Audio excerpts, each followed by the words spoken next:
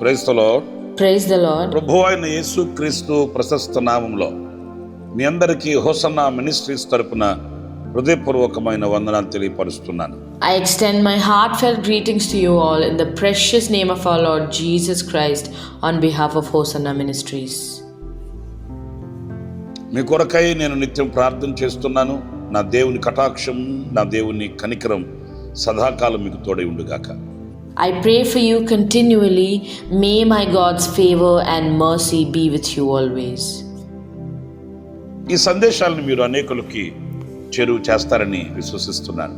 I trust that you will share these messages with many others. మీ ప్రార్థనలో మా కొరకు కాస్త సమయాన్ని వెచ్చిస్తారని, మమ్మల్ని జ్ఞాపకం చేసుకుంటారని కూడా కోరుకుంటున్నాను. I also ask that you spend a little time for us in your prayers and remember us. ఈ పూట పరిశుద్ధ గ్రంథంలో నుంచి పరిశుద్ధ పౌలు రాసిన పత్రిక, రోమా పత్రిక 1వ అధ్యాయం 23వ వాక్యాన్ని నేను చదివి వినిపిస్తాను.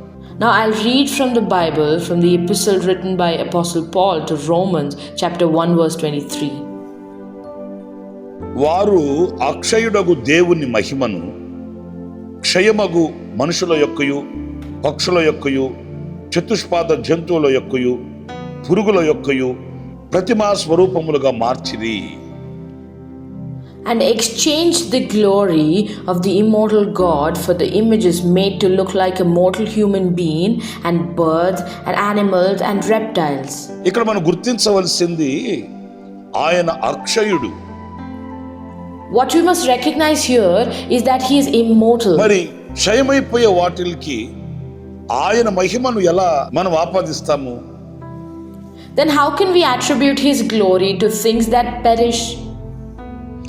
ఆయన అక్షయుడు అన్నప్పుడు ఆయన మహిమ ఆయనకే. When he is immortal, his glory belongs to ఆయన him మహిమ alone. ఆయనకే చెందాలి.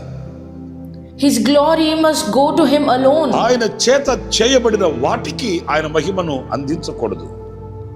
We should not give his glory to the things made by him. చూడండి, ఎవరి స్థానము వాళ్ళకు ఉంటుందండి. Look, everyone has their own place. ఒక కుటుంబం ఉంది అని అంటే తల్లి స్థానం తల్లిదే, తండ్రి స్థానం తండ్రిదే, పిల్లల స్థానం పిల్లలదే. In a family, a mother has her place, a father has his own place, and children have their own ఎవరి place. స్థానం వాళ్ళకు ఉంటుంది. ఎవరి స్థానంలో వాళ్ళు ఉంటేనే విలువగా ఉంటుంది కూడా. Everyone has their own place, and there is value only when everyone stays in their respective place. మరి అలాంటప్పుడు దేవుడు ఆయన అక్షయుడు అన్నప్పుడు అక్షయుడికి చెందవలసిన ఆ మహిమ క్షయమైపోయే వాటికి ఎలా చెల్లిస్తాం? When that is the case, if God is immortal, how can we pay the glory due to the immortal one to things that decay? సహోదరులారా, ఈరోజు దేవునికి మనకు ఎడబాటు ఎక్కడ కలుగుతుంది? Dear ones, where is the separation happening between God and us today? ధైర్యముగా మనం ఆయన ఎదుటకు ఎందుకు Why వెళ్ళలేకపోతున్నాము? are we unable to go before him boldly? ఆయనతో సత్సంబంధం కలిగిన వారము ఎందుకు Why are బ్రతకలేకపోతున్నాము? we unable to live as people having a good relationship with him? ఆయన దీవెనలకు మనం యోగ్యులం ఎందుకు Why are కాలేకపోతున్నాము? we becoming unfit for his blessings?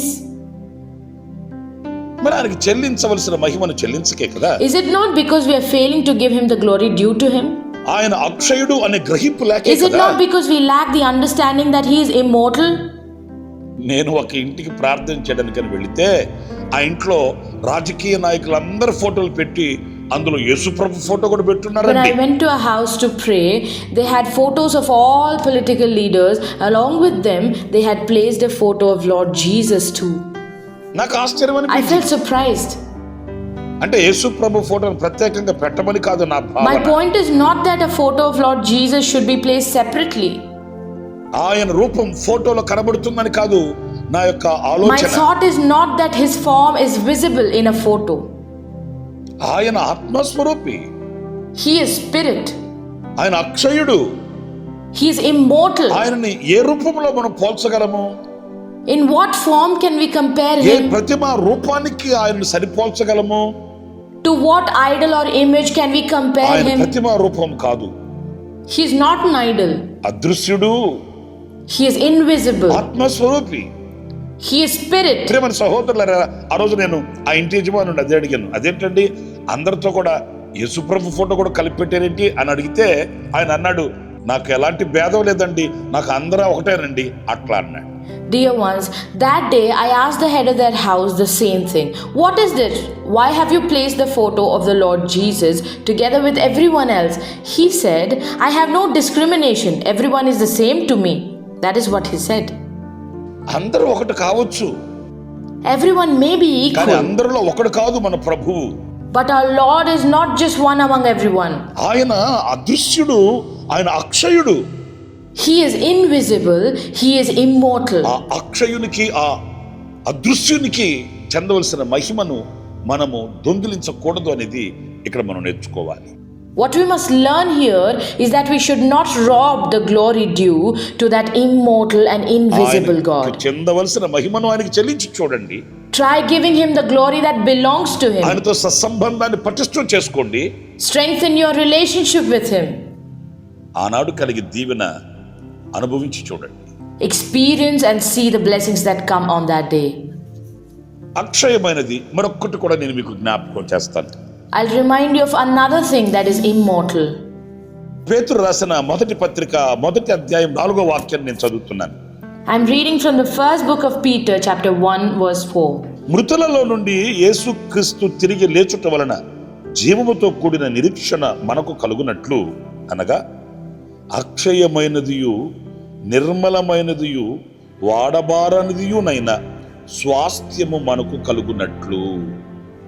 And into the inheritance that can never perish, spoil, or fade, this inheritance is kept in heaven for you. అది ఏంటి అక్షయమైనది అని అంటే, ఆయన మూలముగా మనకు కలిగే స్వాస్థ్యము. What is the second immortal thing? It is the inheritance we receive through him. లోకంలో ప్రతి వానికి ఏదో అంతో ఇంతో కొంతో ఆస్తులు, అంతస్తులు, స్వాస్థ్యం ఉంటుంది. In the world, every person has some amount of wealth, status, and కానీ అవి inheritance. శాశ్వతమేమి కాదు. But those are not permanent at all. ఈ రోజు ఉన్నది రేపు లేకపోవచ్చు. What is here today may not be here tomorrow. ఈ రోజు లేనిది రేపు రావచ్చు. What is not here today may come tomorrow. ఉండొచ్చు, ఉండకపోవచ్చు. It may remain or it may not. ఎందుకంటే అది శాశ్వతమైంది కాదు కదా. Because it's not permanent, right? ఏ వ్యక్తి కూర్చు పేర్చి సంపాదించి దాచి ఉంచినదైనా అది తాత్కాలికమైనదే కదా. Whatever a person gathers, stacks up, earns, saves, it is all temporary, isn't it? మరి అక్షయమైనది ఏంటి? Then what is immortal? దేవుని మూలముగా మనకు కలిగిన That which comes to us through God. అది అక్షయమైనది. It is immortal. నిర్మలమైనది, It's pure, వాడబారనిది, unfading, శ్రేష్టమైనది. and excellent. మరి ఈరోజు మనిషి ఈ శ్రేష్టమైన అక్షయమైన దాని మీద మనసు పెట్టట్లేదు. Yet today humans are not setting their minds on this excellent immortal అల్పమైన inheritance. దాని మీద మనసు పెట్టి పరుగులు తీస్తున్నాయి. They're running behind lesser things. ఎంతకీ ఈ లోకంలో ఉన్న వాటిల్ని కూర్చుకోవాలి, పేర్చుకోవాలి, దాచుకోవాలి, మిగలబెట్టుకోవాలని ఆరాటపడుతున్నటువంటి అనుభవాలు కనిపిస్తున్నాయే గాని All we see are experiences of people anxious to gather, stack up, store and save things of the world. అక్షయమైన స్వాస్థ్యం కొరక ఈ రోజున ప్రయాసపడే వ్యక్తులు అరుదుగా ఉంటున్నారు. Very few people labor today for the immortal inheritance. నా ప్రియమైన సహోదరుల, My dear brothers and sisters, ఈ అక్షయమైన స్వాస్థ్యం కొరకై మనం ప్రయాసపడాలి. we must labor for this immortal inheritance. యేసు ప్రభు దగ్గరకు వచ్చినటువంటి వ్యక్తితో కూడా యేసయ్య అదే చెప్పాడు. Jesus said the exact same thing to the person who came to him. నీవు అన్నిట్లో perfect. You're perfect in everything. నీకున్న దాన్ని విడిచిపెట్టి అమ్మివేసి పేదలకు ఇచ్చి నన్ను వెంబడించు. Leave what you have, sell it, give to the poor and follow me. పరలోకమందు నీకు ధనం అధికమవుతుంది. You will have treasure in heaven. నీకు పరసంబంధమైన ధనము లేదు. You don't have heavenly treasure. అంటే ఈ లోక సంబంధంగా అతడు కూర్చుకున్నాడే కానీ పరసంబంధంగా అతడు కూర్చుకోలేకపోయాడు. That means he gathered worldly wealth but could not gather heavenly wealth. నా ప్రియమైన సహోదరులారా, My dear brothers and sisters, ఆయన మూలముగా మనకు కలిగిన స్వాస్థ్యము అక్షయమైనది. ఆ స్వాస్థ్యం కొరకు ఈ లోకంలో మనం పౌలు వలె, మోషే వలె, మన పితరులు అబ్రహాము వలె మనము ఆ దృష్టి కలిగిన వారమై ఉండాలనేది ఈ వాక్యంలో మనం నేర్చుకోవాలి. the inheritance we have through him is immortal. We must learn from this word that for the sake of that inheritance, we should live in this world with a vision like Paul, like Moses, and like our ancestor Abraham. మీకు రెండు విషయాలు చెప్పాను. I've told you two things. మనం ఆరాధించే దేవుడు అక్షయుడు. The God we worship is immortal. రెండవది ఆయన మూలముగా కలిగే స్వాస్థ్యం అక్షయమైనది. And secondly, the inheritance through him is immortal. మరొక విషయం కూడా జ్ఞాపకం చేస్తాను. I'll remind you of one more thing. పరిశుద్ధ పౌలు కొరింథీ సంఘానికి రాసిన మొదటి పత్రిక 9వ అధ్యాయం 25వ వాక్యం I'm చదువుతున్నాను. reading from the first epistle written by Apostle Paul to the Corinth church, chapter 9, verse 25.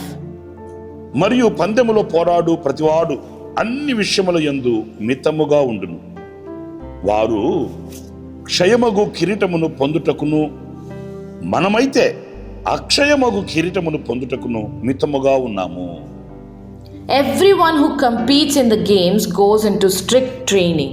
They do it to get a crown that will not last, but we do it to get a crown that will last forever.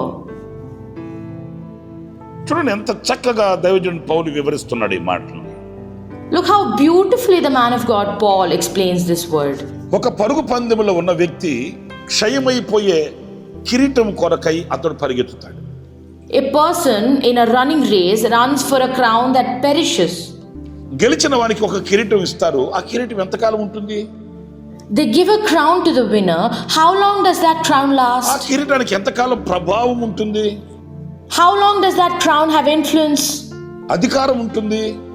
or power? అల్పకాలమే. Only for a short time. కానీ మనము అక్షయమైన కిరీటము కొరకై పరిగెత్తుతున్నాము. But we are running for an immortal crown. ఆ అక్షయమైన కిరీటము కొరకై మితముగా ఉంటున్నాము. We are exercising temperance for that immortal crown. లోకంలో మనకు ఎన్నో కనిపిస్తున్నాయి. We see so many things in the కానీ world. వాటికి ఎందుకు వేరుండ కోరుతున్నాము? But why do we want to stay separate from them? కట్టుకొని నోరు కుట్టుకొని పవిత్రంగా పరిశుద్ధంగా నీతిగా నిజాయితీగా జీవించాలన్న ఈ నిర్ణయాన్ని ఎందుకు తీసుకున్నాము?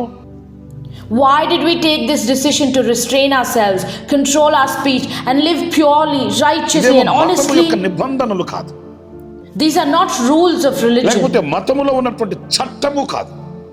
nor laws in a religion. ఎందుకు ఈ పవిత్రతను అపేక్షించాము అనంటే, Why did we desire this purity? ఒక రోజున మనం అక్షయమైన కిరీటాన్ని మనం ధరించబోతున్నాం. Because one day we're going to wear an immortal crown. అది యుగాయుగములు జీవించి, It lives forever and ever. అది యుగాయుగములు మనతో ఉండును. It stays with us forever and ever.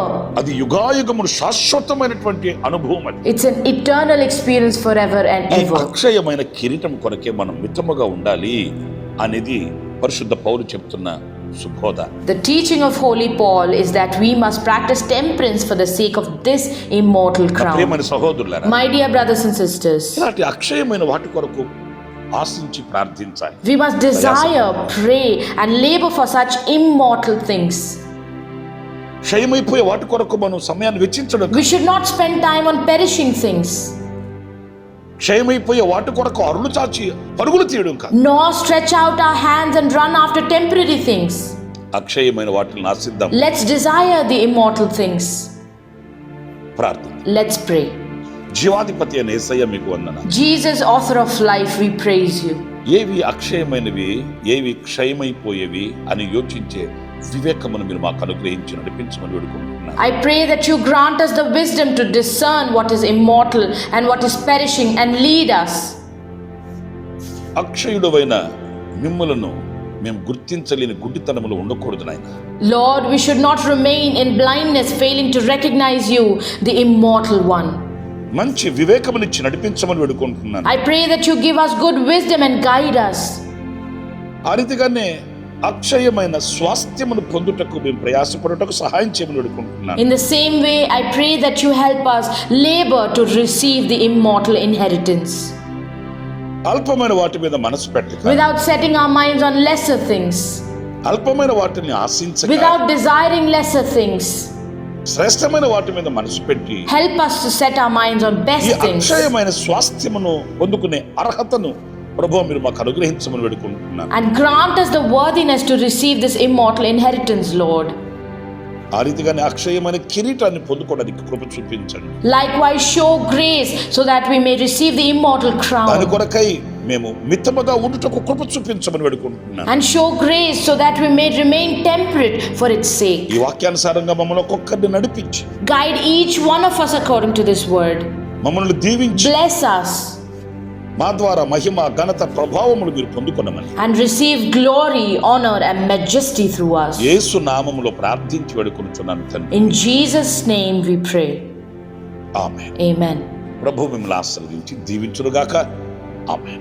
May the Lord bless you abundantly. Amen. For daily Word of Grace messages and for more spiritual messages, please subscribe to our YouTube channel, Pastor Ramesh, Hosanna Ministries.